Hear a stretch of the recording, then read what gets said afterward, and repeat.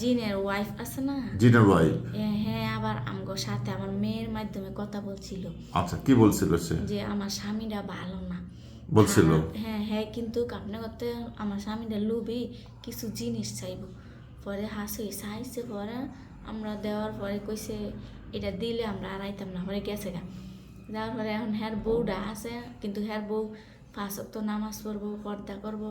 জি জি জি বেড়া মানুষ আসলে সামনে আসে না, জি জি জি নামাজ পড়ে অনেক ভালো, এমনি আমাকে ক্ষতি করে না। জি জি জি না এ পরে যাওয়ার পর আর কিন্তু ক্ষতি হয় না, কিন্তু ভবিষ্যতে কিছু ক্ষতি হইব নি, এটা একটু বুঝতে পারছি। জানতে চাইছি। মানে পরবর্তীতে এটার ক্ষতি হওয়ার সম্ভাবনা আছে, তাই তো? আছে কি না এটা জিজ্ঞেস করতেছে। না, এগুলো কিচ্ছু হবে জিনিসটি না, না থাকলে আবার আয় পরে। সমস্যা নেই। ওগুলো সোনার জিনিস হেরে যাবে, আবার পাবে, আবার হেরে যাবে, আবার পাবে, এরকম আপ ডাউন করবে। কথা বুঝতে পারছেন? জি এগুলো নিয়ে কোনো চিন্তার কারণ নেই। আচ্ছা, আলহামদুলিল্লাহ। এখন তো কোনো সমস্যা নেই। না না, ঠিক আছে, আমরা এই আধ্যাত্মিক গল্প শুনলাম। এখন যদি কোনো সমস্যা আপনার মেয়ের হয় আমাদের বলবেন, আমরা দেখব। ঠিক আছে? আচ্ছা ঠিক আছে। ওকে, আসসালামু আলাইকুম।